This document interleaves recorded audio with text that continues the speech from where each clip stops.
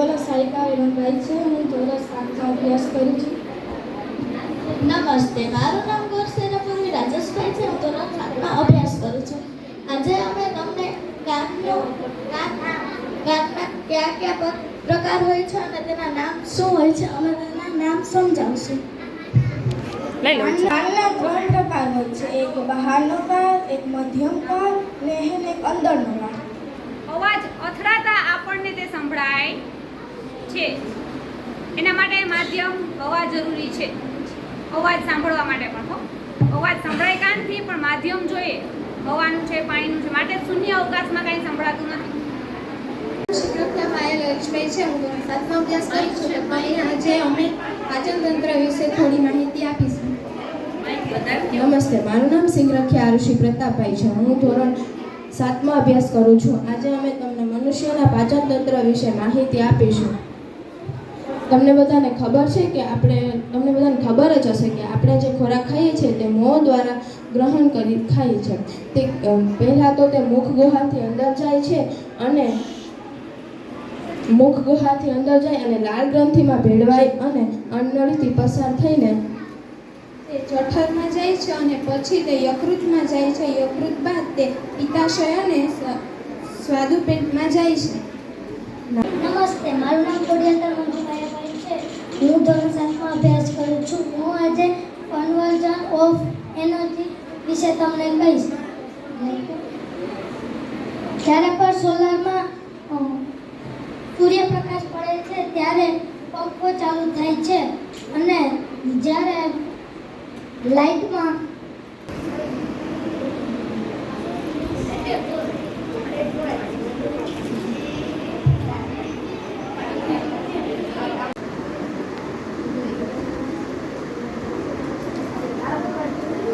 જો દેખાય છે નીચે છે એ શું છે? અને ગ્લાસમાં શું છે? તો જારીમાંથી પાણી નીકળવું જોઈએ ને, પણ નીકળતું તો શું કેમ થાય કે ના આ તો તરે છે અને પછી જો શું કેમ થશે કે આ તો પાણીની વચમાં ઊભું છે.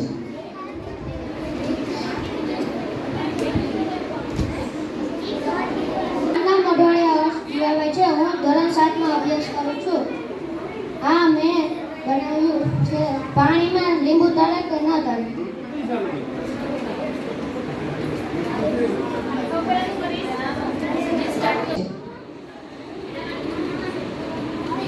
તો આ લીંબુ નાખ્યું તો ડૂબી ગયું.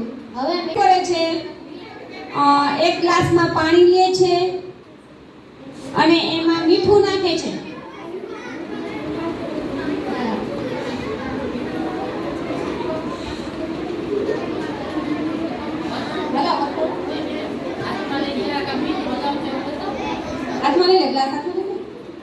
જો હવે એને પાણીમાં મીઠું નાખ્યું અને તે હલાવે છે, હલાવીને નીચે મૂકે છે અને હવે એમાં લીંબુ નાખે છે.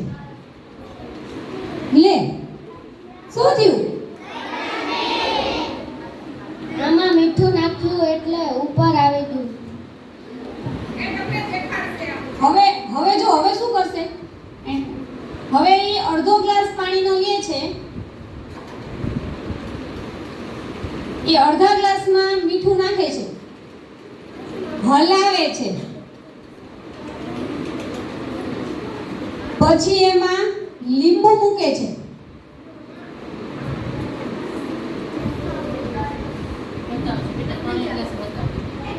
હવે એમાં પાછું સાદું પાણી નાખે છે.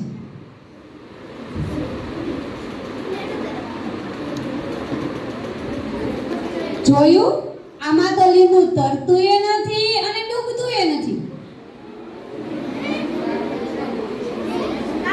તમારી આજુબાજુમાં 3 પાણીના ગ્લાસ છે અને લીંબુની પણ 3 સ્થિતિ છે. જેમાં પહેલા ગ્લાસમાં સાદા પાણીમાં લીંબુ ડૂબે છે, બીજા ગ્લાસમાં લીંબુ તરે છે અને ત્રીજા ગ્લાસમાં લીંબુ વચ્ચે છે. આવું કેમ થયું? આવું છે. કોઈ પણ વસ્તુ તરે કે ડૂબે એનો આધાર તેની ઘનતા ઉપર રહેલો છે. મીઠું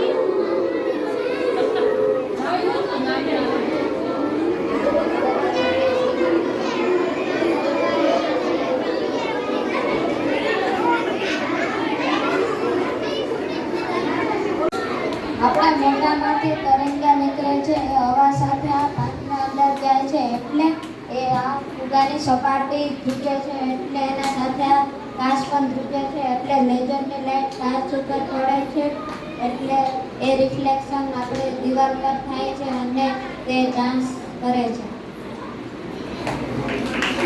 સરસ. નમસ્તે, મારું નામ વાટેલી જયેશભાઈ છે. મારું નામ કેશવાલા સુરેશ બાલુભાઈ છે. અમે આજે એક હોરન બનાવ્યો છે અને તેનો પીવીસી અને પ્રકારની મદદથી અમે હોરન બનાવ્યો છે. આપણે જેમ ફુગામાં હવા ભરીએ અને મૂકી દઈએ તેમ હવાનો નિકાલ થાય છે. તે નિકાલ દ્વારા વાઇબ્રેશન થાય છે. તે વાઇબ્રેશન અવાજ ઉત્પન્ન કરે છે અને અવાજ આવે છે. આ હોરન એક સરળ અને મનોરંજન માટે એક રમકડું છે. જય હિન્દ, જય ભારત અસ્તુ.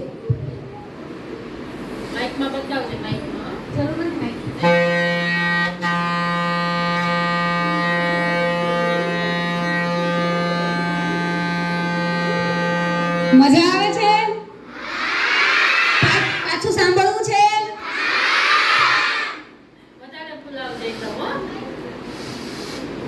ના ઊંચું જ રાખજે, આમ આડું રાખ, આડું રાખ, આડું રાખ.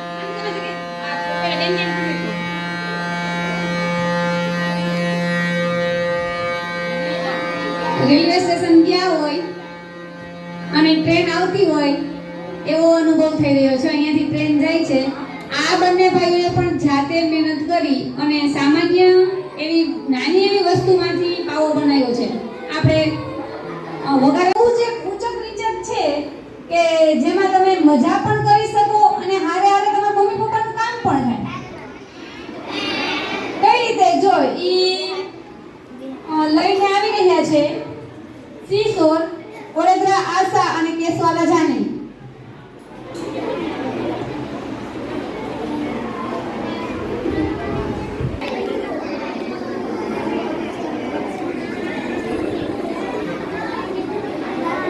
નમસ્તે, મારું નામ વડોદરા આશા છે. નમસ્તે, મારું નામ કેશવાલા શાંતિભાઈ છે. આ શિશુનો પ્રયોગમાં લીવર વૈજ્ઞાનિક સિદ્ધાંત અને ઉર્જાનું રૂપાંતરણ થાય છે. જ્યારે બાળકો શિશુ રમે છે ત્યારે તેની શારીરિક ઉર્જાનું યાંત્રિક રૂપાંતર થાય છે. આ હલનચલનના કારણે શિશુની નીચે રહેલી ઇન્જેક્શનની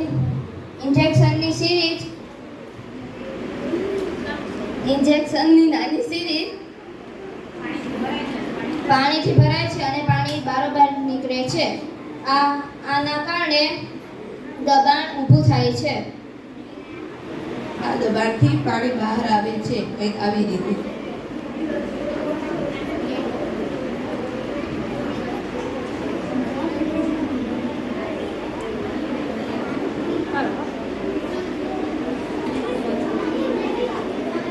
જો ઊંચક નીચકમાં તમે બે સીટ ઉપર બેઠા હોય ને તો એક ઉપર જાય તો દેખાય બધાયને.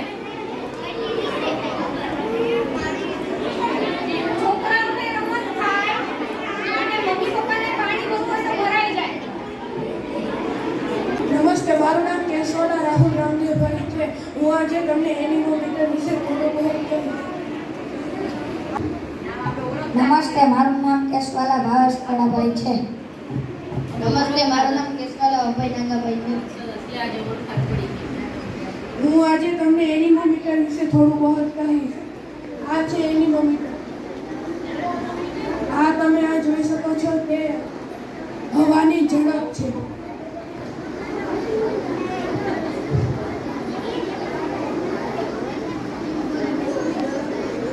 તમે સમાચારમાં સાંભળતા હશો કે ભાઈ 40 કિલોમીટર પ્રતિ કલાક અને 50 કિલોમીટર પ્રતિ કલાકની ઝડપે પવન ફૂંકાવાનો છે. 80 થી 90 કિલોમીટર પ્રતિ ઝડપે પવન ફૂંકાશે. વાવાઝોડા જેવો પવન આવે છે. આ પવન કેટલી સ્પીડમાં આપણે મોટર લઈને જાતા હોય. હાલો, એ સીધા બેસો. બાલવાટિકાવાળા લાઈનમાં બેસો. આ બાજુ આવ્યા છે.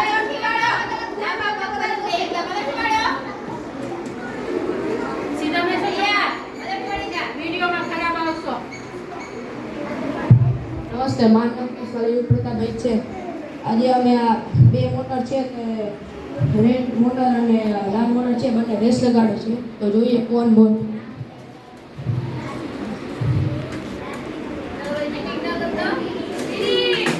અહીંયા પીરી મોટર જીતી ગઈ છે. તો આ રેડ મોટર કેમ આવે તો સમજાવીએ. રેડ મોટરનો છે તેને રસ્તો છે એ સપાટ છે, મતલબ અહીંયા તમે જેટલી સ્પીડમાં મૂકો એટલી સ્પીડમાં તે નીચે પહોંચે છે. તેનો સ્પીડ બદલતી નથી. એવા માટે રેડ મોટર હારી ગઈ. અહીંયા તમે જોઈ શકો છો દોસ્તો કે આ છે તેમની ગતિ વધતી રહી છે, 300 છે. તેને કારણે આ મોટરની ગતિ વધઘટ થતી રહી છે. કે જો